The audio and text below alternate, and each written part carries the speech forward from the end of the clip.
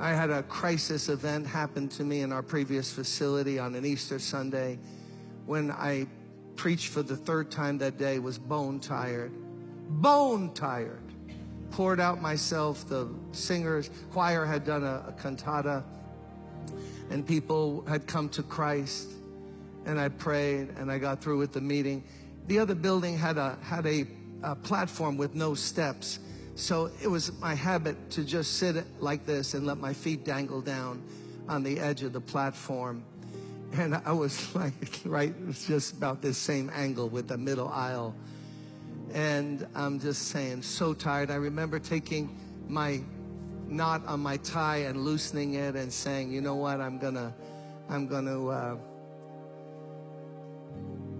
just gonna chill. And Carol was playing just like Jamal's playing now, exactly. People praying, workers, deacons helping. And I was tired. I want to go home. Hadn't eaten all day. And then I look, and around the 1, 2, 3, 4, 5th row, there's a guy in the aisle around level with the 5th row. He had a cap, filthy cap, but he had it in his hand. And he was staring at me and looking at me. And I could tell by his eyes, like he wanted to know, could he come up here and talk to me? And I just looked at him a little closer.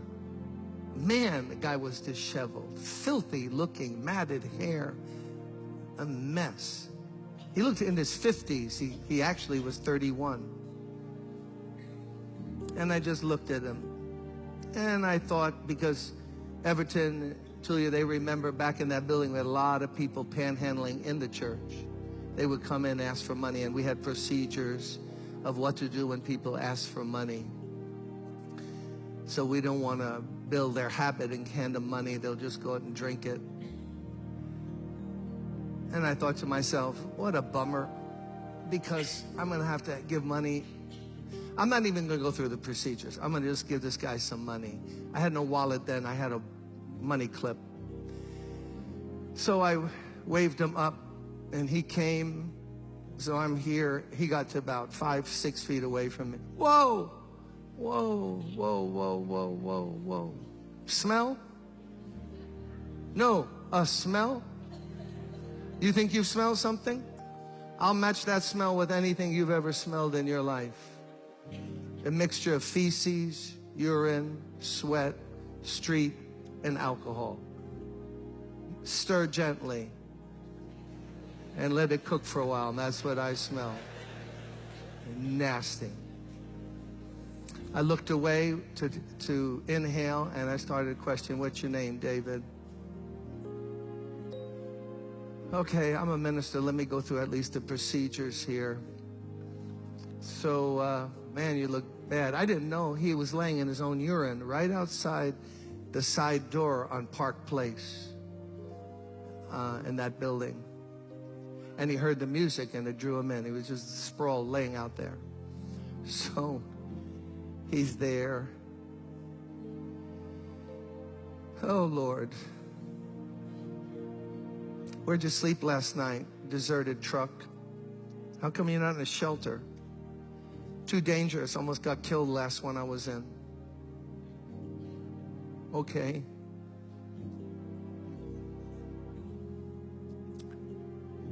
Man, this guy smells bad. Missing 1 or 2 teeth. At least one right in the front.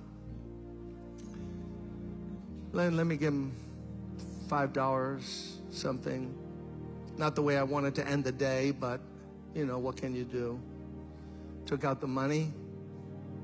I remember handing it. Pushed it down. He said, I don't want your money. I want this Jesus you were talking about.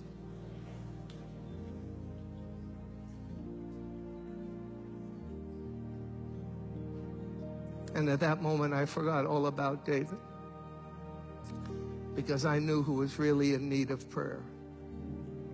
It was Jim Cymbala. It wasn't David. So I forgot him. I lifted my hands, like I'm going to ask you to do in a moment. And I just said, God, please forgive me. What have I become? What kind of cheap two-bit preacher have I become? You send somebody who's searching for you, and I want to give them a few dollars and get rid of them. Please help me.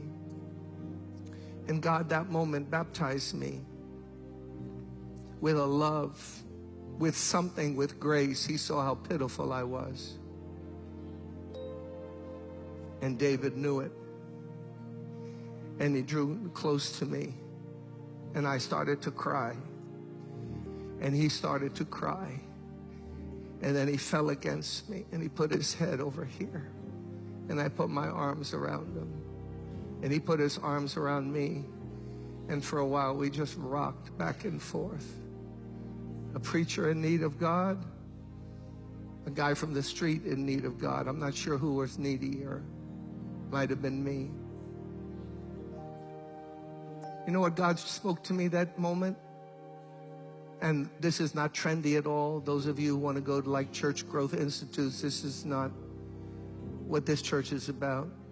God spoke to me and said, you see that smell?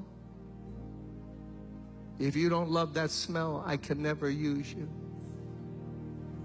Because the whole world smells that way to me. All the stinking, filthy sin of mankind.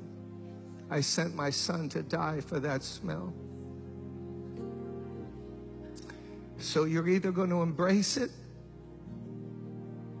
and love people in my name, or I can't use you. I'll put you on the shelf. And if God is my witness, you can believe it or not, suddenly that smell became like the most beautiful lady's perfume you ever smelled in your life. It was just overwhelmed me. He was weeping, I was weeping. I led him to Christ. We prayed, we detoxed him for 4 or 5 days. Hired him on church staff, housekeeping. He spent Thanksgiving and Christmas at my house that year. My buddy got his teeth fixed, handsome guy. For that Christmas, all he had, he gave me a handkerchief. He wrapped it up in wrapping paper, gave me a white handkerchief. I kept it for years. It meant more to me than anything anyone could give me. You could have bought me a car. I would have said, keep your car. Give me that handkerchief. And what broke him and what broke me is God's love. Brothers and sisters, let's walk in love this year. Let's think about other people. Let's love other people. If they're different than us, think different than us, look different than us, smell different than us. I didn't grow up around that smell. I was blessed, fortunate, middle class, Polish, Ukrainian, middle class home. That wasn't my world. But it's God's world. And he wants to use all of us.